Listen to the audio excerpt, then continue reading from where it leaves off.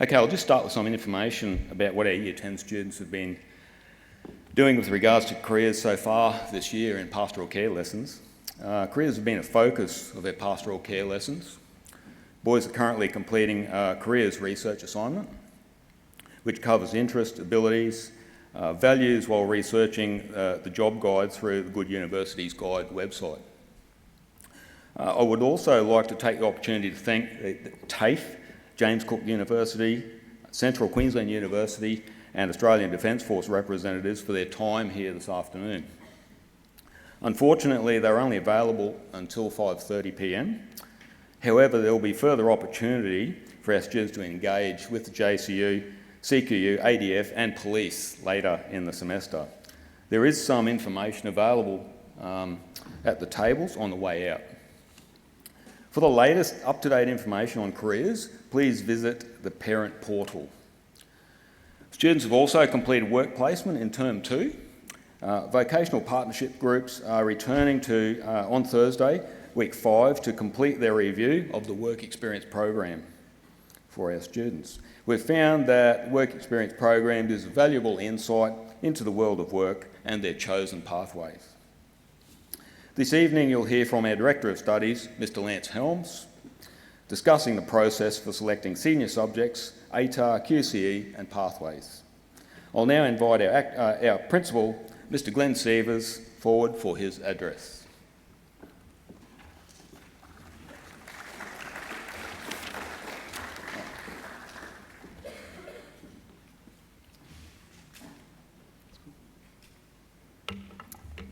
Thanks, Mr Gregory, and welcome everybody. Good to see so many people here tonight. So tonight we are looking at moving Year 10 students into Year 11, and our boys, in consultation with their parents, have some important decisions to make regarding choosing subjects. In Year 11, the intensity and academic rigour does increase. The senior subjects require a greater focus and dedication to studies. It is a step up. Bearing in mind that you'll hear many messages tonight, but the primary message is that when you are selecting subjects, the boys need to choose what they are good at and what they enjoy doing. It's crucial that there is some enjoyment in the subjects that they choose. Coming to school each day and doing things that you don't enjoy is a recipe for poor results. Doing subjects that you're good at is equally important. Most people enjoy doing things that they succeed in. I have 3 children. My eldest daughter, she's now at university. She's very academically minded, very self-motivated and very focused. My next daughter, who's currently in Year 11, not as academically inclined. She does well, but not as academically inclined. But both daughters of varying abilities, the message I gave them was the same. Do what you enjoy doing and do what you're good at. Whatever pathway your son takes, as with my daughters, that pathway is valuable and that pathway is important. We have many experts who are available for advice. If you need specific subject advice, I suggest contacting your heads of department. They're all experts in their fields and they have careers that have evolved around their subjects and working in schools. You'll hear shortly from Mr Helms. There are a number of teachers in here tonight as well. So Mr Helms, myself, Miss Like, Mr Gregory and others will be available after tonight's briefing for further questions and information. The last thing I'd like to do is just to give our boarding program a plug. We have a very good boarding program and Mr Lawrence has brought our Year 10 boarders in tonight to listen to our talk. Boarding offers a structured environment, several hours study each night, removal from devices, an overall program that will keep your sons focused. And if you think that sounds good, please consider our boarding program. So I hope you find the next section of the evening useful. Remember, boys, to do subjects that you enjoy and do subjects that you're good at. And please don't hesitate to ask the staff afterwards if you have any questions. So thank you, and I'll now hand over to Mr Helms.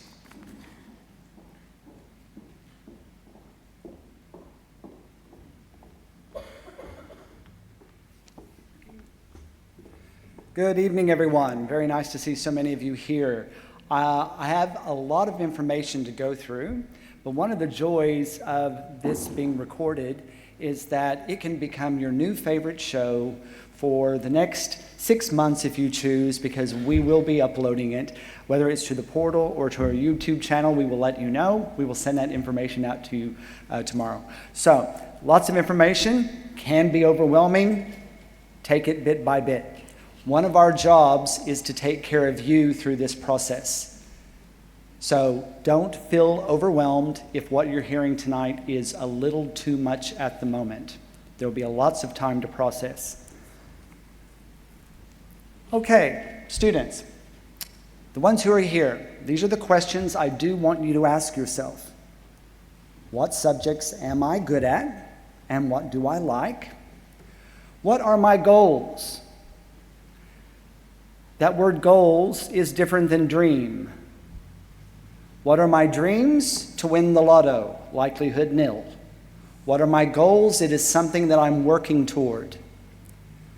So be honest with yourself about what your goals really are. Are they attainable goals? Okay?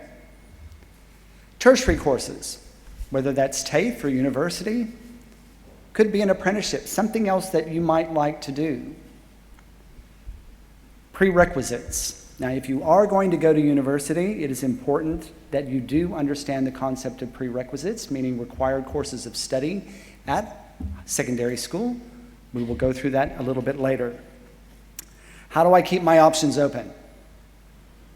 Well, one of the things to know that in the next few weeks as we go through this process, your options are still open. Nothing is being set in stone in the next 2, 3, 5, 6 months. There's always a chance to change your mind, okay? But what we're going to hopefully do during this process is make our best educated choices on what we know about ourselves, about our habits, and about where we want to go. Now, that last question is for everyone. What do I do if my parents and I disagree on my career path? I come in contact with this every year. Parents, you have them another 2 years. You have to live with them. You need to listen. And students, you need to be honest with your parents. And sometimes that dialogue can be a little difficult. So during the set plan interviews that you're going to be having with me, sometimes they last 15 minutes. Sometimes they are multiple interviews. The one I have had the most time with actually went over a process of 7 months because we could not come to an agreement about what the student was really willing to do. Okay? But you'll find out the interviews can go extremely smoothly, that students make good choices and parents are happy with those choices. So just as long as you're having those conversations at home, things will go very, very well. All right, as Mr. Seaver said, when we talk about subjects that we're going to choose for years 11 and 12, they do need to be things that the students like and they're good at. But not everything students choose for 11 and 12 needs to connect with something later on in life. It does not necessarily have to connect with what he might be doing in university. It's something, hopefully, that he's going to be happy studying, that he's going to be happy doing. And he's going to have a course of study which makes him happy to come to school. That's a good thing for a student to be happy to come to school. So just be aware that that underpins our philosophy as we go through this process. So today I'm going to give you a few things that I want you to know about that comes along with the senior school, all right? So in Queensland, the QCAA provides students with a required course of study in order to get a Queensland Certificate of Education, all right? For any student who is needing a certificate of individual achievement, that is a different process, and I'm not going to really address that today, all right?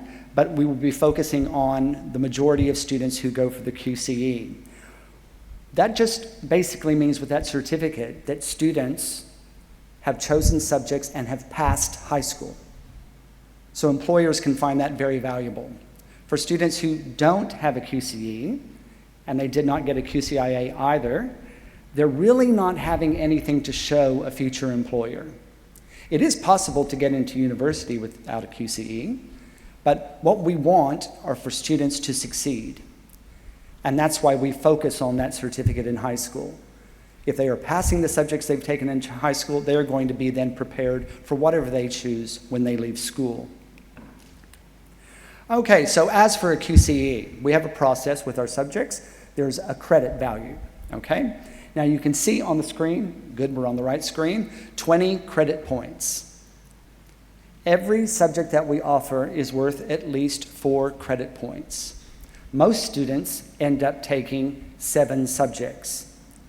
So if they're passing the subjects that they take, and if they're taking vet courses, say Certificate 2 in Engineering Pathways, that's worth 4 points. If they're completing that certificate, there's no reason why they won't get a QCE. As parents, you don't really need to worry about that unless you get a phone call from me. That's one of my jobs, to track the points that go for a QCE, all right? So I'm just gonna run through the process so you know how, when we're talking about subject selections, how they impact the QCE. Okay, so when we're talking about getting the credits that we need, for most of the subjects, it is meaning that they're passing. They have at least a C-, or for a vet subject, that they are completing that course. So just be aware of that, okay? How does it work? For general subjects, that means subjects that are preparation for university. Those subjects are divided into 3 sections. Unit 1, worth 1 point. Unit 2, worth 1 point. And units 3 and 4 together, worth 2 points. So for a student who takes English, for example, if he were to fail Unit 1, pass Unit 2, and pass Units 3 and 4, he will get, in his QCE credit account, 3 points. Okay? So in this system, for any unit, whether it's 1, 2, or 3 and 4, if they do not pass that unit, they don't get a credit for it. And that's what I monitor. Now, unfortunately, a couple of years ago, we had one boy who, at the end of semester 1, it was evident he was not, this is in year 11, it was evident he was not going to get a QCE. He failed everything that he chose. So then we have to have very, very different conversations, all right? And sometimes for students, being at school is a safe place. And for them, getting a QCE is not their priority. And that's okay. But many times it is a priority for parents. So I just want you to know the conversations that we will have can be very, very fluid on the importance of the QCE, because it's how important is it to the student and how important is it to the parent. It is not the be-all and end-all. Okay? The other thing I want you to know is completion of core. Okay, I'm going to skip that one. Was that actually on there? Yes, it was.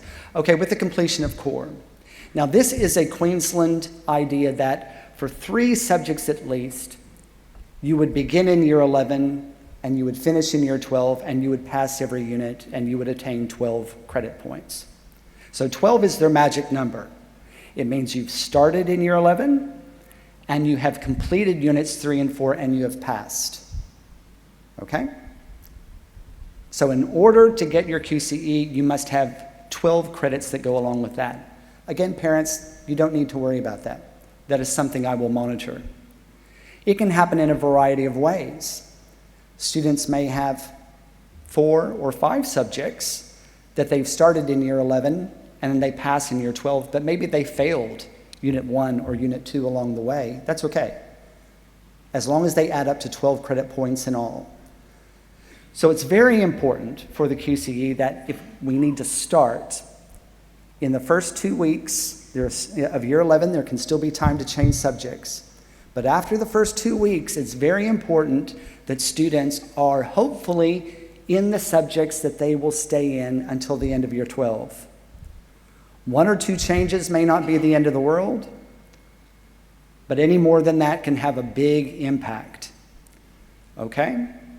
Now, the other thing I do want parents and students to know is that with the vet certificate courses that we offer at this school, if you are wanting to take those courses, you need to get in there at the very beginning. Once we get past the 2 weeks, those subjects become no longer on offer.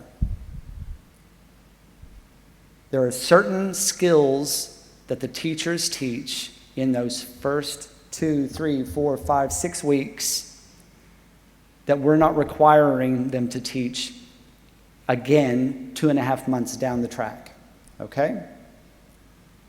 So if those certificate courses, we are going to be offering Certificate 2 in Engineering Pathways, Certificate 2 in Construction, Certificate 2 in Construction Pathways, Certificate 2 in Cookery, and then we also have a Certificate 3 in Fitness.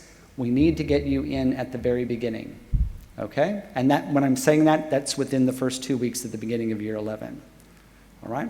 So if we're having that start, we're on our way to making sure that we have our completion of core, okay? All right, so what we do offer here, we realize that there are, oh, sorry, that went too far.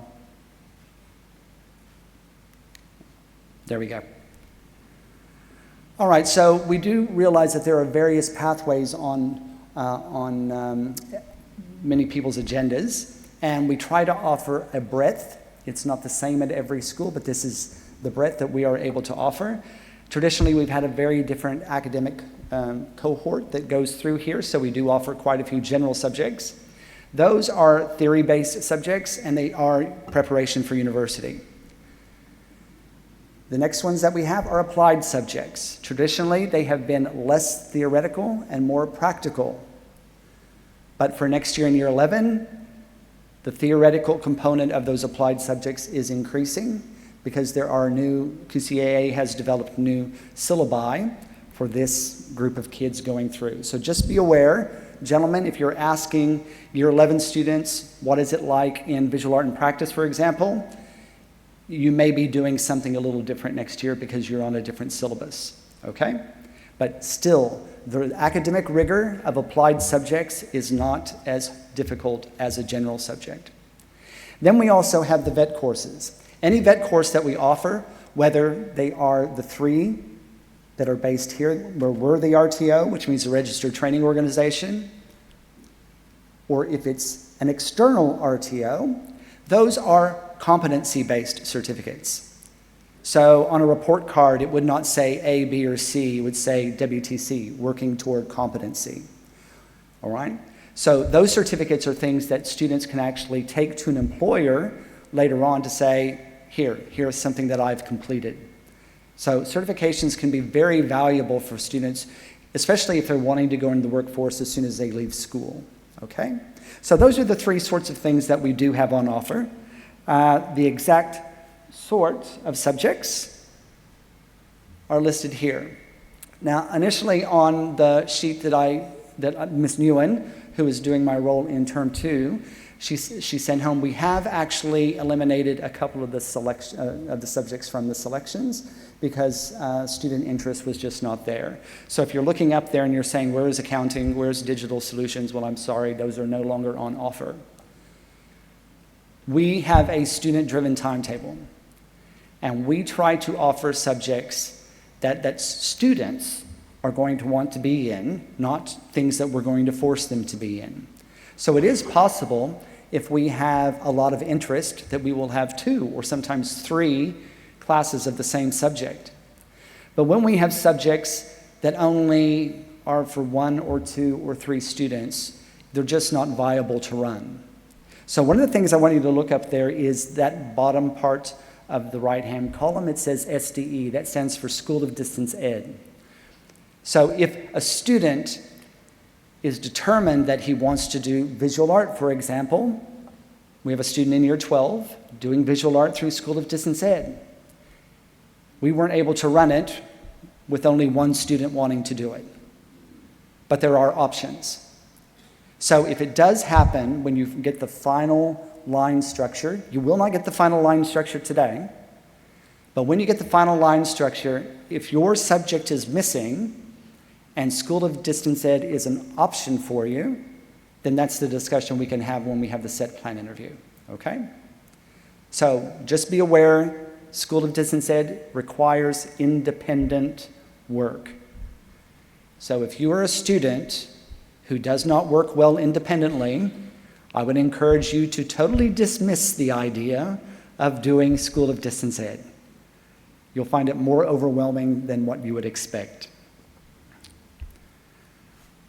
Okay, for the applied subjects, we don't offer too many of them, but there are, as I've said, they don't have the academic rigor as what the other subjects do. In our current Year 11 cohort, we run 3 classes of sport and recreation. Parents may say, well, what is that going to do for them when they get out of school? Again, my answer would be, well, it keeps them entertained, fit while they're at school.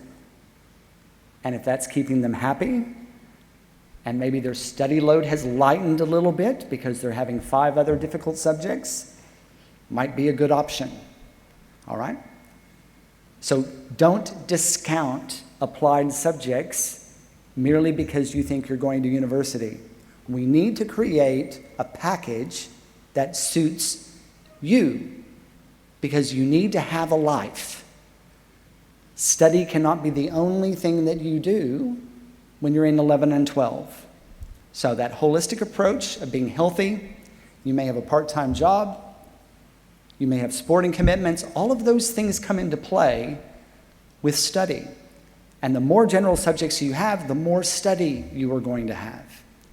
So what we actually want you to consider is for each general subject you take, you're probably looking at 2.5 to 3 hours of study per week, per subject. So you need to be willing to do that. Okay, the vet certificates that we have. Now, one of the things that has just happened, and this is the joy of being involved with vet, if anyone has experienced that joy, is that on the sheet that we gave you initially, and what is in the subject selection booklet, it says Certificate 1 in Construction. Well, that has just changed. I found out just last week.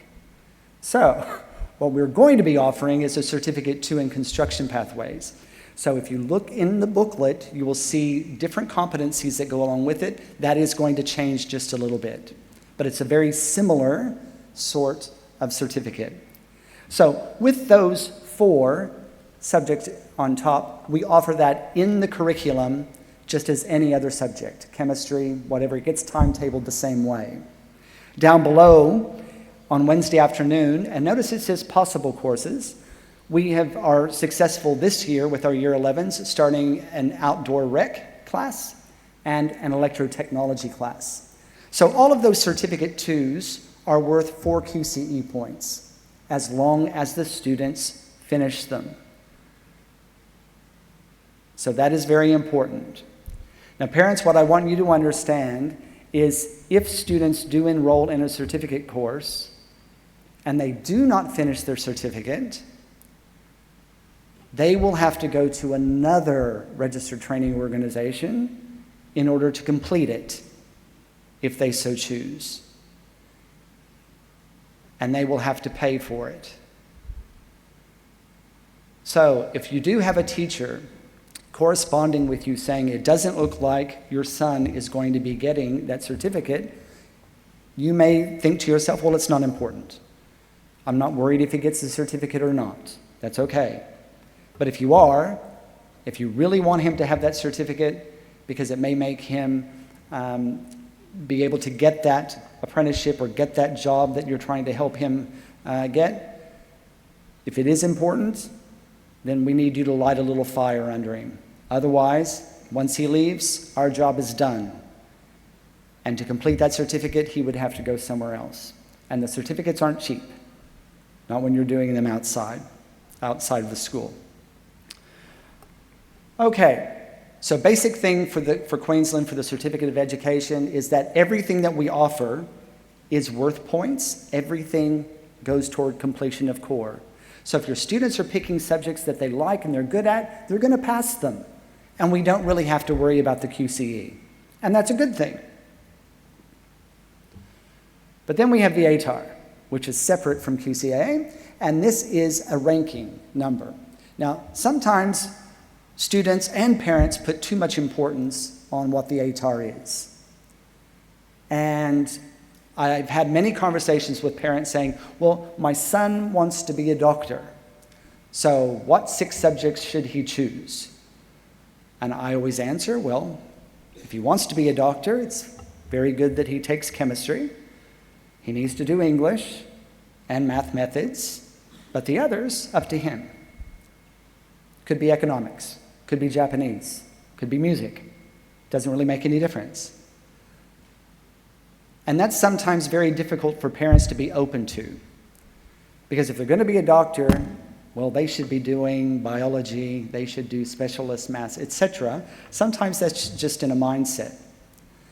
But our students can do very well and get a very good ATAR not doing those Super 6 subjects. It's not necessary. So last year, the boy who got second in the cohort of our graduating year 12s, he did the Super 6, which is English, specialty maths, math methods, physics, chemistry, biology. He got second. The boy who got first listened to my advice, and instead of doing biology, did economics. Okay? So you never know what students are going to produce for their marks across these subjects. Okay?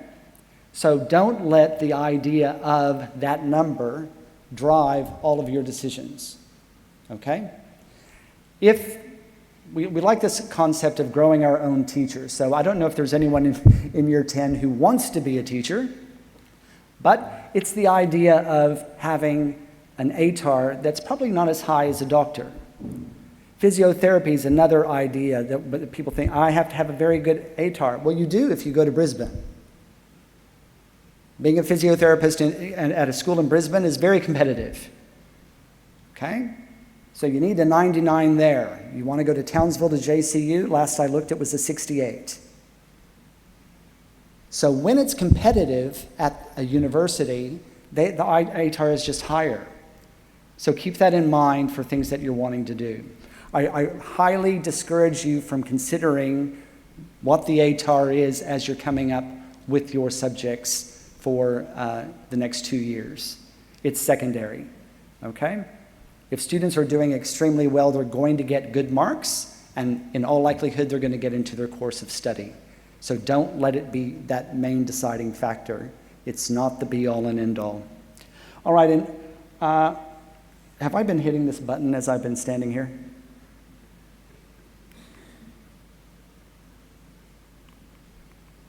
Okay, here we go. Now, ATAR, just so that you're aware with this, there are a variety of pathways that can go toward an ATAR. And I still have teachers who are falling back on the old system with the OP. An ATAR is based on 5 subjects. So QTAC, which creates the ATAR, will take the 4 best general subjects and then the next best subject and how it scales, how the student did in that subject. So it could actually be an applied subject. If a student were to make an A in religion and ethics and make a C- in general maths, they would probably, how scaling goes, use the religion and ethics mark to go into the ATAR. But that's nothing that you have to worry about. As long as the student is having 4 general subjects and has at least an applied or certificate 3 as a 5th subject, he will be ATAR eligible whether he wants to be or not. And it doesn't matter. If a student knows he doesn't want to go to university, but he still is ATAR eligible, it doesn't matter. If he's taking subjects that he likes and that he's good at. Okay?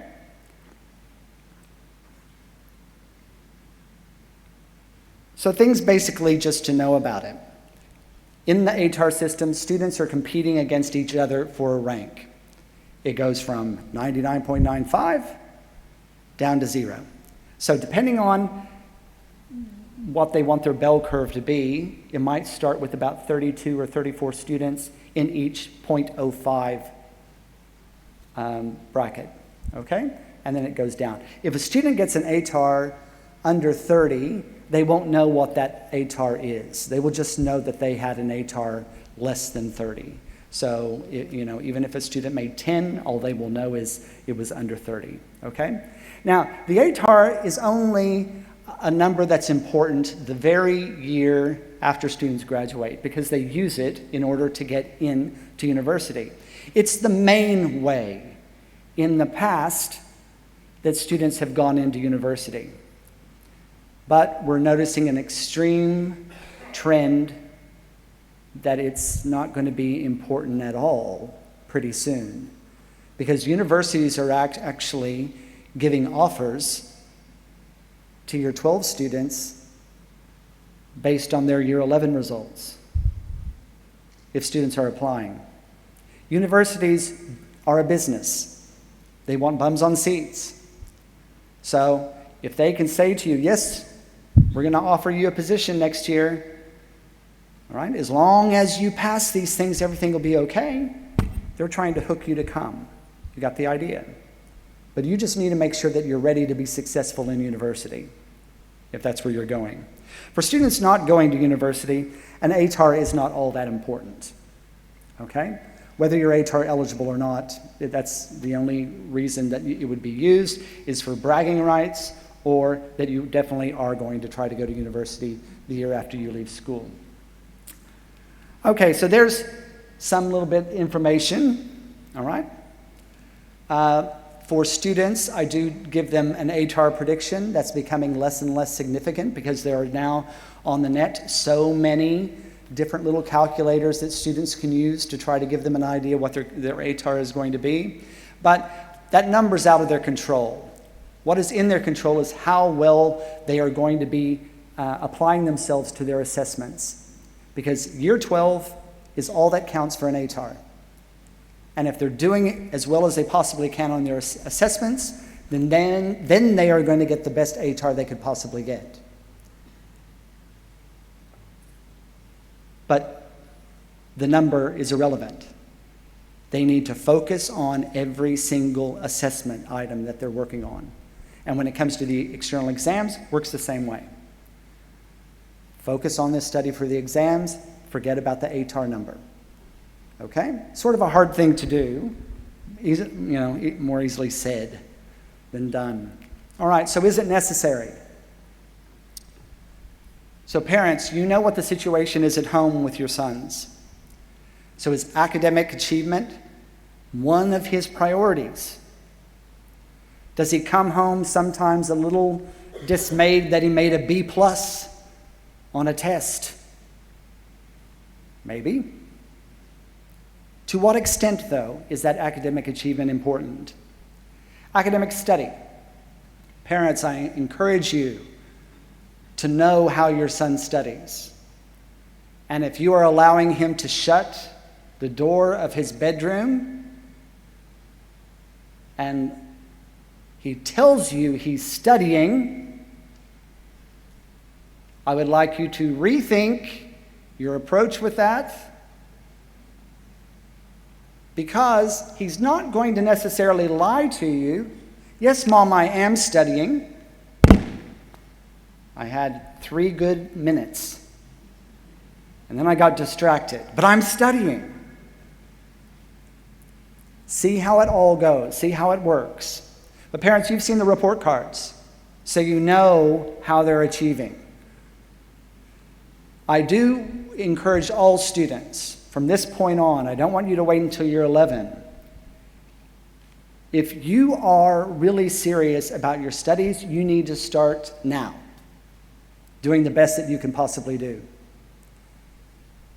This isn't a presentation to get you to think about what you need to do only from year 11, it's what you need to do now.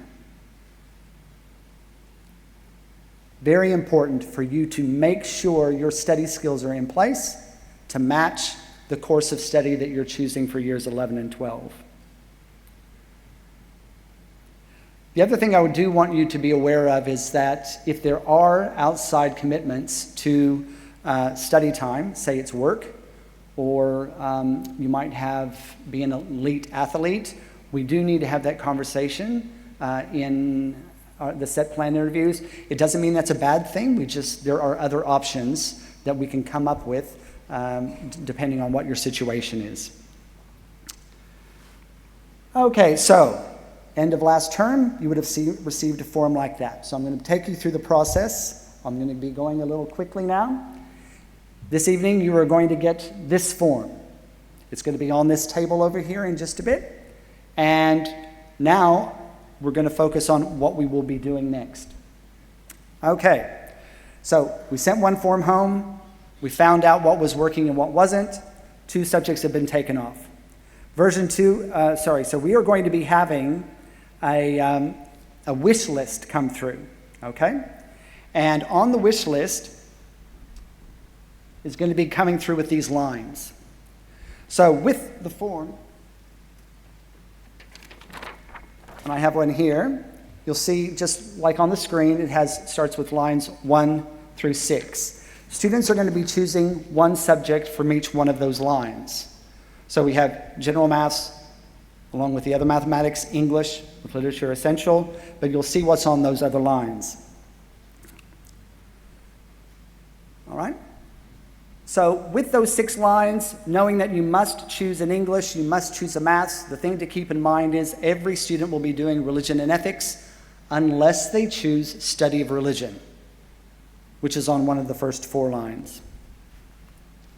All right, so if we look up there, and don't think you have to memorize it,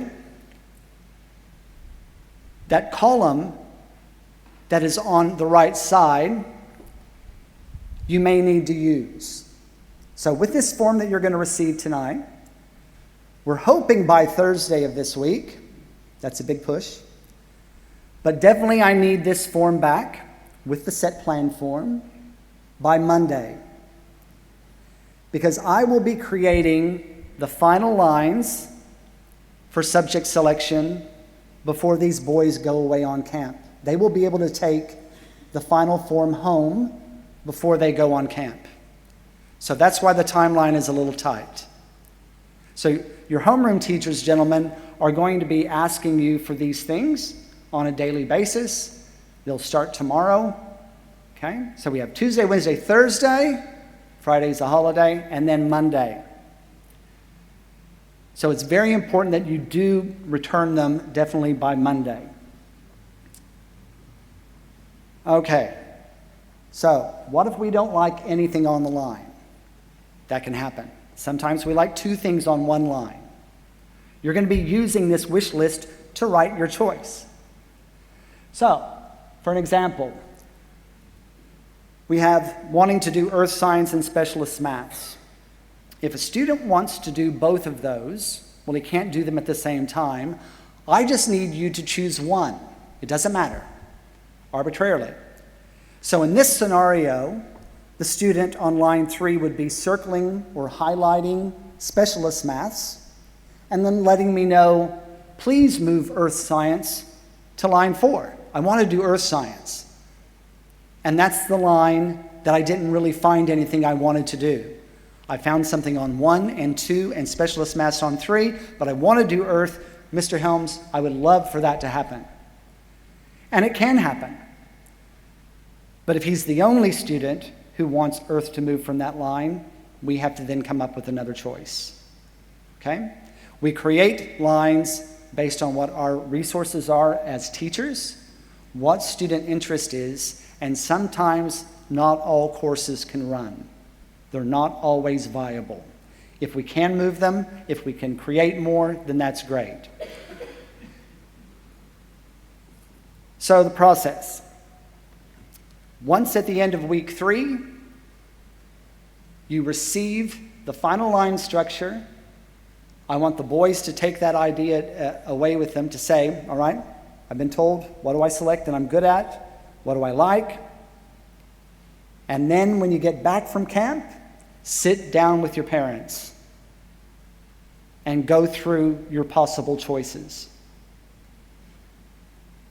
Don't do it before, unless you've already had that conversation. But if the conversation hasn't happened at home, wait for it to process a little bit. Don't rush it. Not with the final line structure. Okay, so what should you do? Make sure you know what the subjects are. If you're unsure whether your son is going to be capable or interested in a subject, talk to the teachers. Email them. Email the heads of department. Look at online the senior guide that we put on the parent portal. Okay? There's lots of places where you can go just to double check. But more than anything, we just want you to be realistic. Be realistic about the course of study that you're putting together and for what reason. Because for a student who works 15 hours a week and has sporting commitment for 10 hours a week, it's a really big ask to take 6 general subjects. Okay? So just keep those things in mind. Okay, common questions. Are some subjects better for your ATAR than others? Of course. The ones you're good at are the ones that are better for your ATAR. Now, subjects do get scaled. If a student were to make a 90 in general maths or a 90 in mathematical methods, well, the mathematical methods get scaled much higher. But that's when we're talking about the exact same point value. 100 in music or a 98 in music is going to be much more valuable than an 80 in physics. So when we're comparing apples to apples, we need to make sure that we have the same number. So is your son, where does he excel? And that's where we need to actually guide him to take. Not necessarily, well, I'm going to take that because it scales better. Okay? So please do keep that in mind. So when we're talking about the weighting, if you do have questions about that, I'd really like to have that conversation when we do have our set plans. Because the weighting does change every year. It depends on the cohort, but we do have some similarities. So for the ones that we offer, these are the top subjects that scale. Now, sometimes physics is second, sometimes chemistry is second, but 1, 2, 3, and 4 have not changed as the top 4 since they've been doing this system. But just be aware, those scale higher. But students still need to do well in them for that to be valuable if they're going for, and if they think they need, like something in medicine, an extremely high ATAR. All right, so for our set plans, students have received just recently a hard copy. I know this was emailed to all parents or put on the portal last term. So this is the other document that I need students to bring, hopefully by Thursday, but definitely by next Monday. So they will be bringing this set plan form, and hopefully it's things that they've been honest with. In the middle, there's a section for students to talk about their study habits and how much they do study. Now, students need to be very honest about that, okay? So if a student only is used to studying 30 minutes a week, well, be honest about it and write that down. If a student is really studying 2 or 3 hours a day, that's fine. But this is information that helps me guide parents and students when we're going through this subject selection process, okay? So gentlemen, you know the set plan. You're going to have that back to me hopefully Thursday, okay? Definitely by Monday. But please understand, I need you to have both documents at once. We're not going to be accepting one document and not the other. Okie doke? Well, no, let me back up with that. If you don't have the set plan, but have your wish list form, we will accept it. But we won't just accept your set plan on its own. Okay, does that make sense? We do need those things it becomes a filing nightmare later on. Okay, so websites of interest. And these are things that you can go on, take a look about courses, but QCAA, My Future, QTAC, FYI, these are things that, that students generally don't start looking at until they're in year 12, okay? It may not be necessary for you to go look at, but they could have some useful information for you, all right? When we get into year 11, students will be creating a learning account, all right? So we will be uploading their information. They will get a LUI.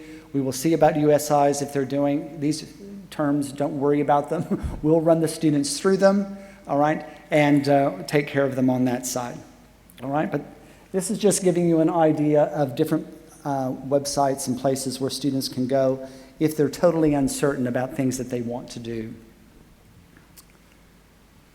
And again, I don't want you to be thinking about the next 2 years being only preparation for what they may do once they leave school.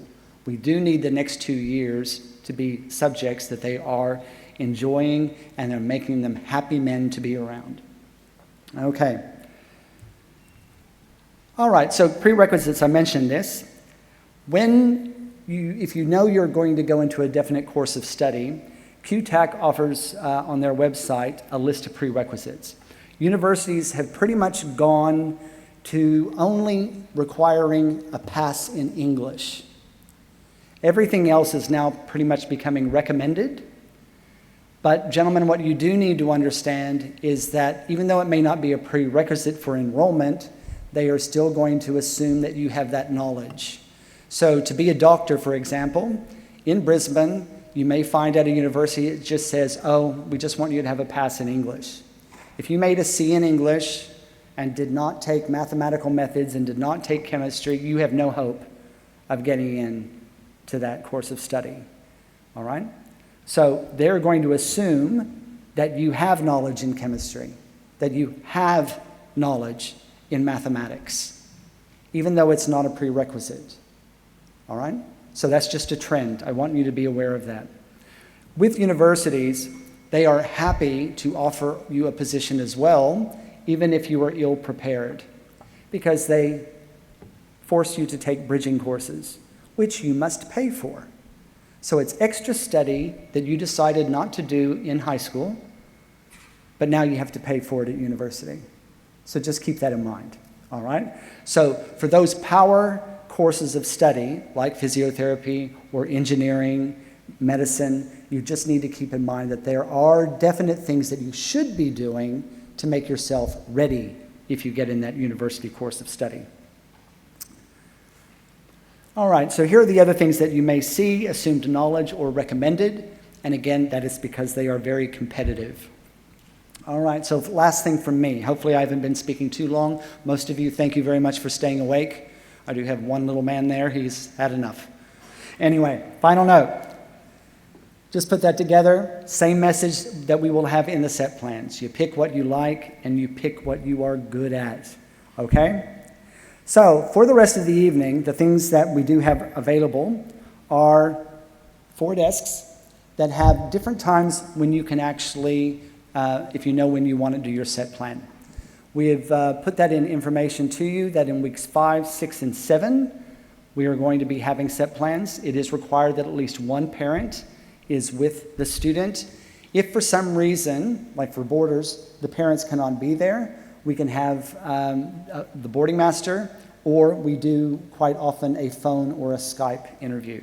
All right, so we would like more, if it's possible, to have the parents involved, all right, and have them there. But just keep that in mind that it needs to be a time. If you're ready to create an appointment time now, that's fine, or just wait. We've given you the information to actually contact Ms. McCormack. If you go home, if you wait a week, if you want to wait 2 weeks to figure out when you're wanting to have that set plan interview, and then you'll just call the school. All right, so when the information comes out tomorrow about this presentation being on YouTube or the portal, it will also have Ms. McCormack's contact details for you to actually call in order to schedule a set plan interview. So over there on those desks, that is the times that we do have available for interviews. You can use it now or wait. The other thing that you're going to have on this little table here are the forms that you're going to take home and hopefully get back to me by Thursday, definitely by Monday. Now, gentlemen, it is no easy task to try to create lines that makes everyone happy. Parents, as far as this cohort went, it was the worst return we've had since I've been here. We had almost 30 kids not return the form, so I'm not sure. 30 kids is quite a few. If it were 5, we know we're pretty spot on.